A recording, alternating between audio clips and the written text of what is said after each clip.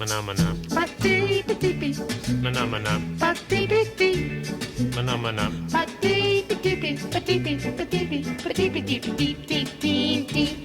Mana mana. Mana mana.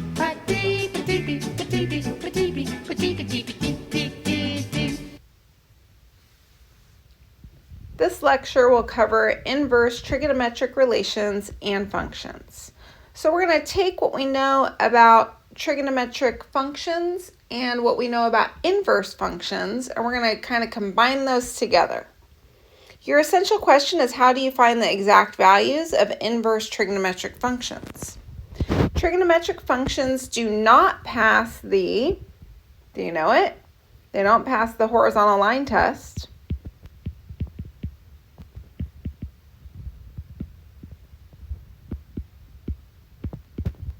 And what does that mean? Well, that means that they are not one-to-one. Do you remember what that means? That means, therefore, their inverses are not functions. Because if we reflected the graphs of trigonometric functions in the line y equals x, the resulting graphs would not pass the vertical line test. In other words, every input would not have exactly one output.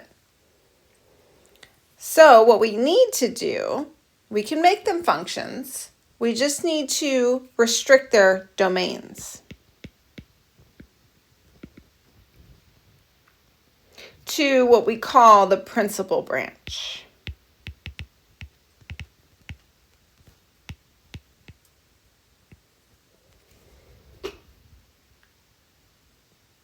All right, so we have criteria here for selecting principal branches of inverse trigonometric functions.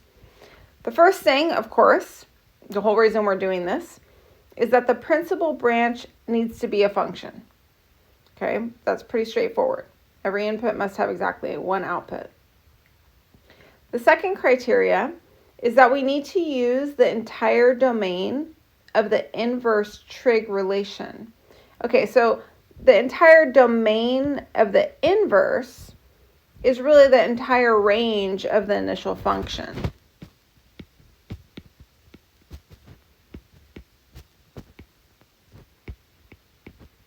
How about OG function?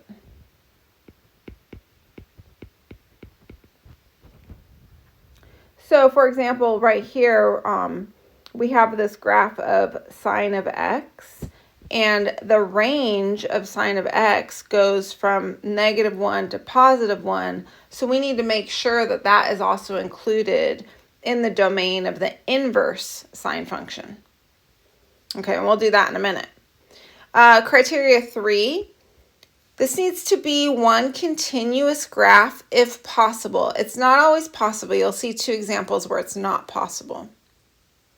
It should be centrally located, as close to the origin as you can get. And criteria 5, if there is a choice between two possible branches, use the positive one. All right, so let's do that for some of our trig functions. So we'll start with the sine of x function. All right, so we need to find a part of the sine function that will pass the horizontal line test. And we're going to use some of our criteria above to help us.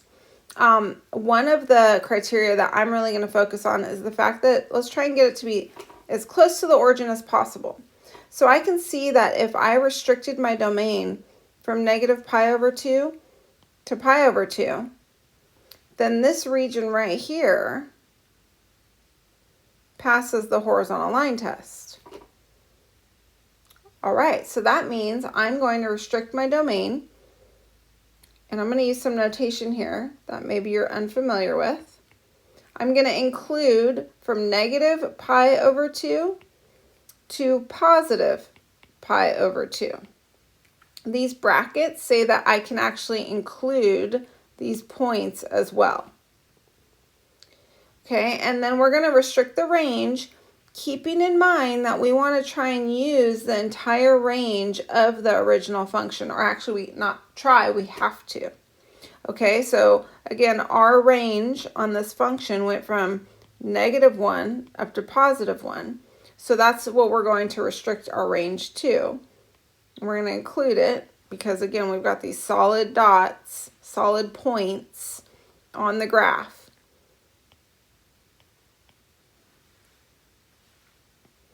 All right, so that ends up being our principal branch. So for the sine inverse function now, the inputs and outputs have been switched. So your domain of the sine inverse function is what the range was of the original function.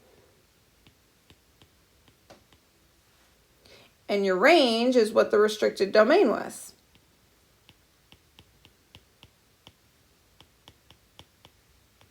Again, inverse functions, you just switch the inputs and outputs. And as you can see, our range now goes from between these two horizontal dotted lines, one of them being y equals -pi/2, the other one being y equals pi/2. We could call this sine inverse of x. We could also call it y equals arc sine of x. They mean the same thing. All right, let's do the same thing for cosine of x, keeping in mind our same criteria. Okay, so let's see. We want to get as central to the origin or as close to the origin as we possibly can. And we need a section that's going to pass the horizontal line test. So this time, like going from -pi/2 to pi/2 is not going to work because it won't pass the horizontal line test. Another criteria that we can look at, if there's a choice between two possible branches, use the positive one. So criteria 5 there. All right, well, I can see how I could go from like -pi to 0 or from 0 to +pi. So we'll choose the positive one.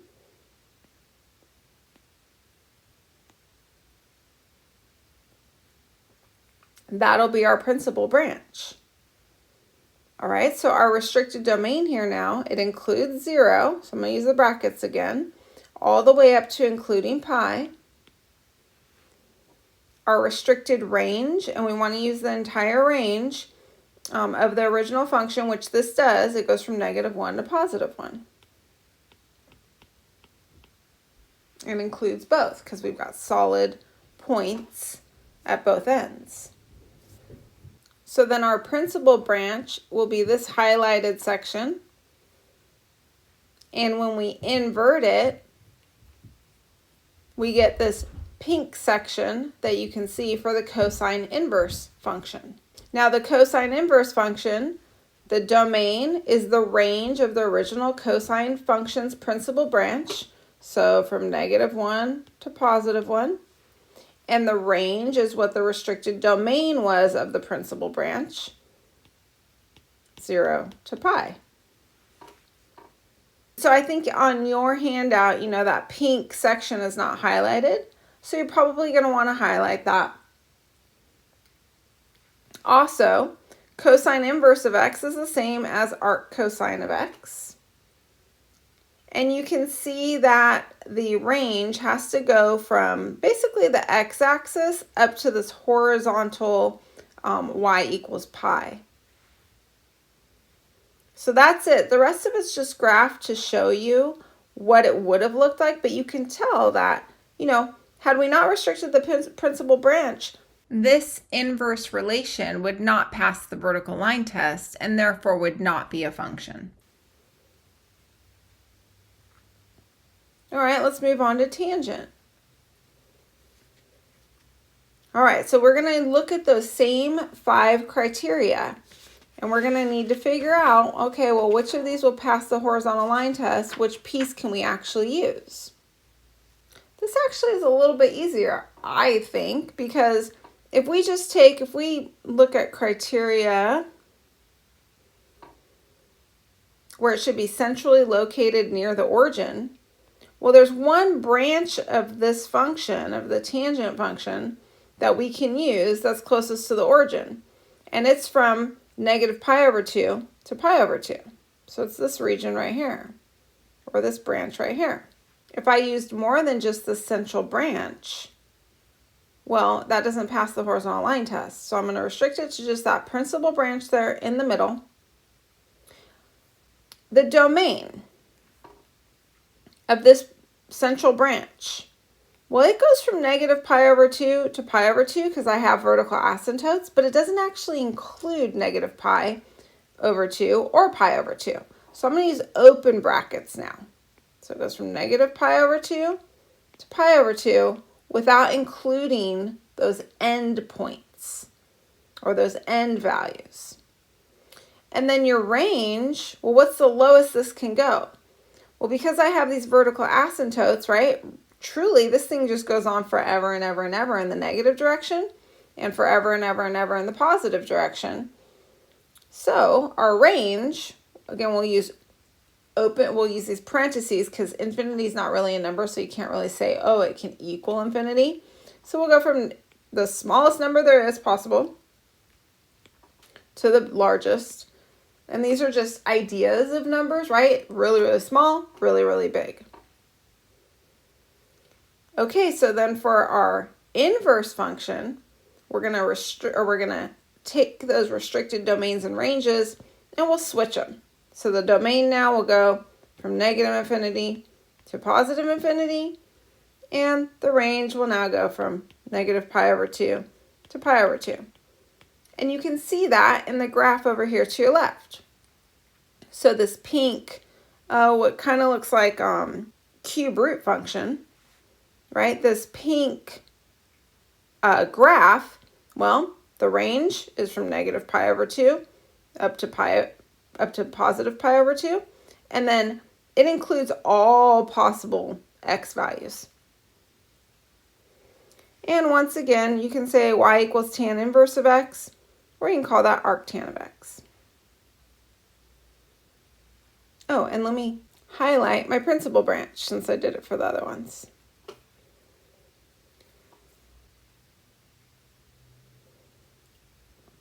So here's all 6 inverse trigonometric functions. So we already explored sine inverse, cosine inverse, tan inverse.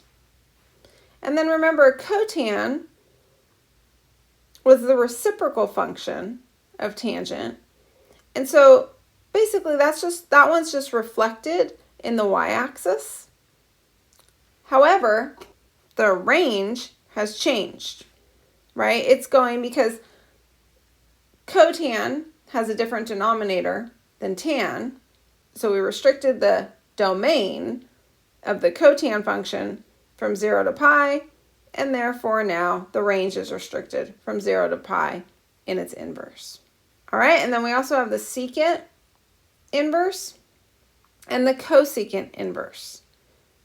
And you have an entire table here of all the domains and ranges of the inverse trig functions. So this could be really helpful. So let's focus on the one that's maybe, or the two that aren't so clear. So I'd like to look at, how about first let's look at the secant inverse. So notice that this is an example of where it's disconnected, right? We had a criteria up here, criteria 3. It should be one continuous graph if possible.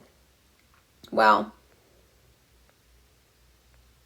that is not going to be possible with either the secant inverse or the cosecant inverse, because the secant and cosecant graphs are these like parabolas. So none of those are going to ever pass the horizontal line test. So what you do is you just take two separate pieces of those parabolas so that you do actually pass the horizontal line test. And that's true for both of these. Okay, which means that their range and their domain are not continuous.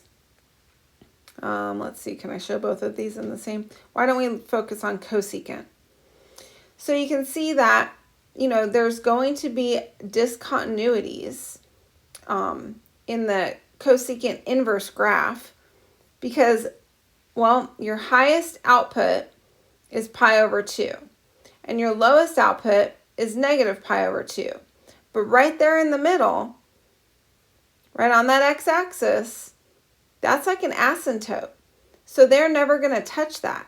So that's why for cosecant inverse, for your range, it goes from negative pi over 2 to pi over 2, and it includes both. Notice that you actually have points here. However, y cannot equal 0. Also, as far as your domain goes, well, look at your x values.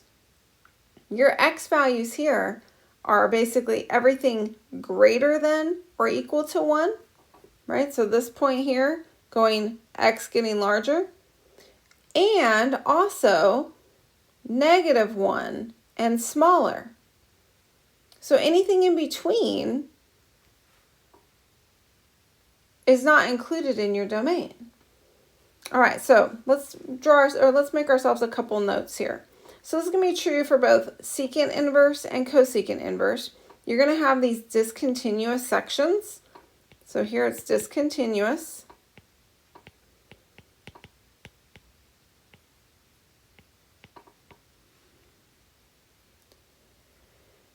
And then also here, these guys, you have it discontinuous again, meaning there's a break in the graph, right? It doesn't continue. And that discontinuity is between -1 and +1, which is why your domain looks the way it does. And they're using the absolute value to say, you know, this could also be -1. All right, let's work some examples. So we're going to evaluate tan of sine inverse of -2/3 geometrically. This means we're going to do a little drawing in our coordinate plane and try and come up with maybe like a triangle and some sides of some triangles so that we can figure this out. Then we'll check our answer numerically using our calculator. Okay, that means we'll actually punch the values into our calculator and see if they match. All right, I'm going to start with the inside piece here. So sine inverse of -2/3. Okay, so that's the first step. Okay, so sine inverse of -2/3. Well, we know that that'll equal whatever angle there is. So now I can take the sine of both sides, or I can undo this inverse function, and that gives me sine of some angle will equal -2/3. All right, so we need to think about the fact that the sine function, first of all, it's negative, right? So if I was thinking about what quadrant this is going to be, our sine, our output here, is negative, which tells me, okay, well, sine is the vertical coordinate. For sine to be negative, we could be either in quadrant 3 or in quadrant 4. But remember, I was doing the sine inverse, so now I need to think about that restricted domain. Okay, so for sine, we restricted the domain so that we were somewhere in between -pi/2 and pi/2, or -90 degrees and +90 degrees. So of these two quadrants, quadrant 3 is out, right? This is, let's see, pi/2 is here, -pi/2 is here. Okay, so that means quadrant 4 is the winner. That means I'm going to draw my right triangle in quadrant 4. This will be my angle here. Now, sine of that angle was -2/3. And sine of any angle is always opposite over hypotenuse, if we're thinking of this as like a right triangle, or vertical over radius, if you wanted to think about it as being a circular function. My vertical coordinate is going to be -2. My radius, or my hypotenuse, is going to be 3. And then I don't know what my horizontal coordinate is. But if I wanted to come back here and figure out the tangent of this angle, I'm going to need this adjacent or this horizontal coordinate that I'm going to call u. So let's figure that out. So I've got this right triangle, which means the Pythagorean theorem can apply. So you could go negative 2 squared, which is one of my legs, plus u squared, which is my other leg, has to equal the hypotenuse squared. So 4 plus u squared is 9. So then u squared is 5, and u is the square root of 5.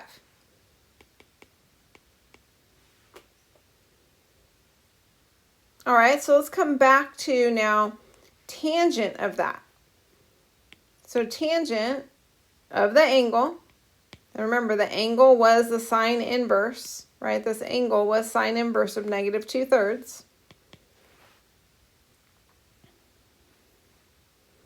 And that'll be opposite over adjacent or vertical over, let me write it up here, vertical over horizontal. All right, and in this case, it's going to be negative 2 over root 5.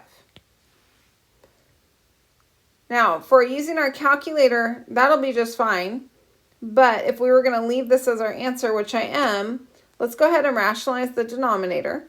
And if I rationalize the denominator, I can make it look a little bit more appropriate so I don't have a radical in my denominator. Now, we're going to check our answer using our calculator. Okay, we'll check it numerically. All right, so we're going to make sure that this is the same as this. That's our question mark. And I encourage you all to do this with me so that you can make sure that you're doing it right. I'm going to use the original negative 2 divided by the square root of 5 before I rationalize the denominator, because it's just easier to type in. Okay, and I get that value. And now I'm actually going to punch in my original function, tan of sine inverse of negative 2/3. And I'm going to press enter. And they match. 894 thousandths.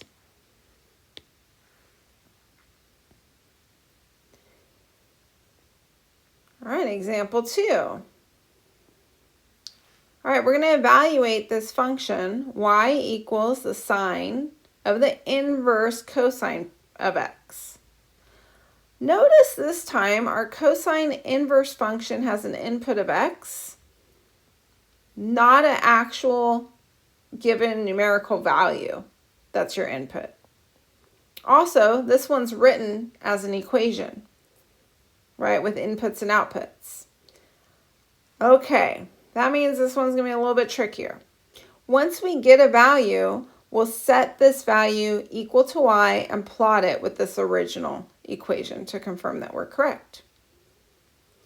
All right, so I'm going to do the exact same thing. I'm going to start with the inside piece of this, that cosine inverse of x. I'm going to set that equal to my angle. Then I'm going to undo the cosine inverse by taking cosine of both sides. So I can say that cosine of theta actually equals x. Or cosine of theta equals x over 1. Now it's important, because I'm dealing with that cosine inverse function, that I restrict the domain of cosine so that I'm just dealing with the principal branch. And we had said we had restricted our domain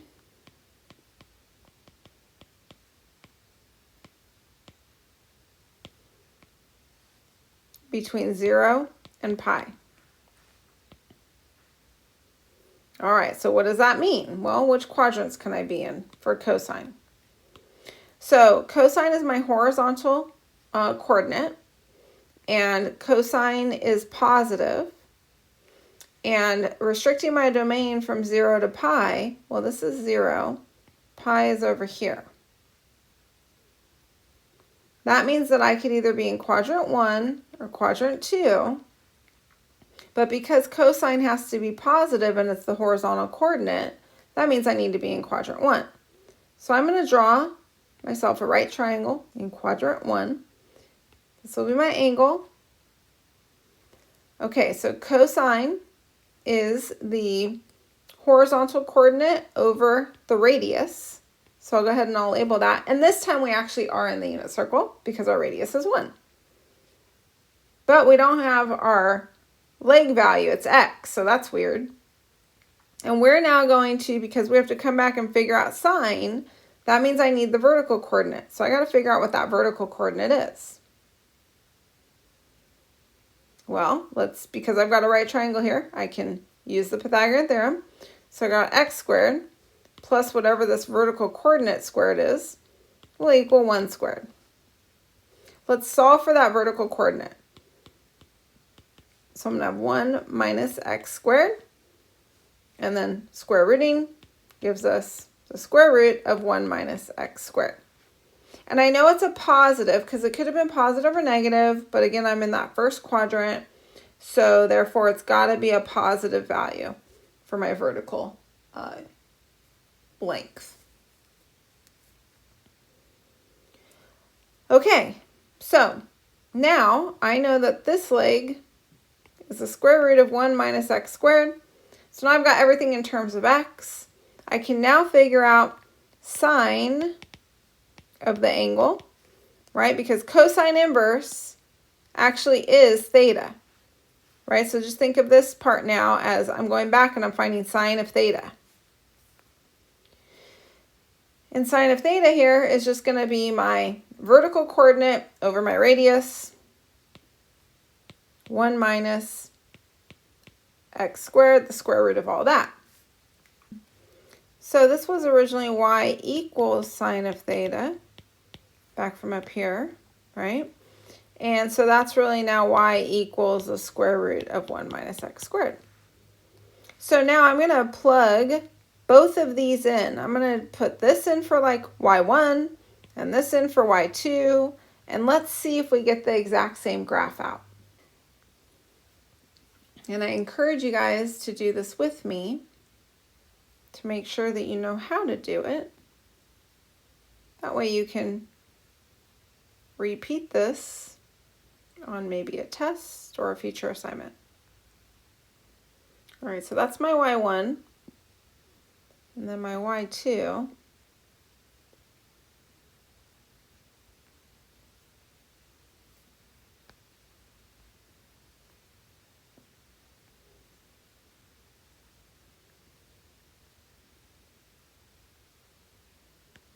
I can zoom in.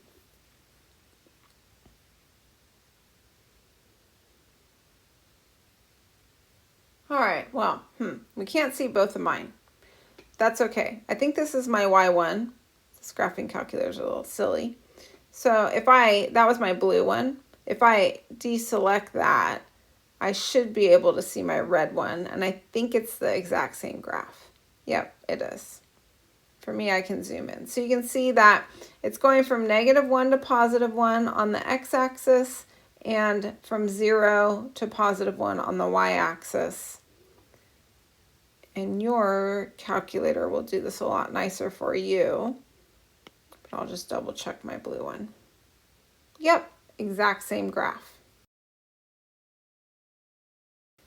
If you wanted to graph it, you totally could.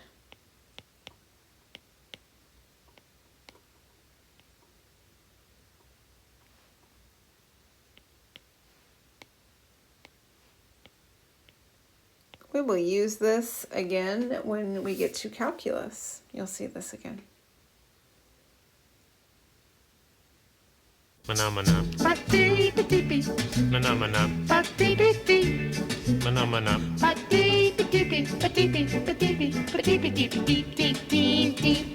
Mana mana. Mana mana. Mana mana.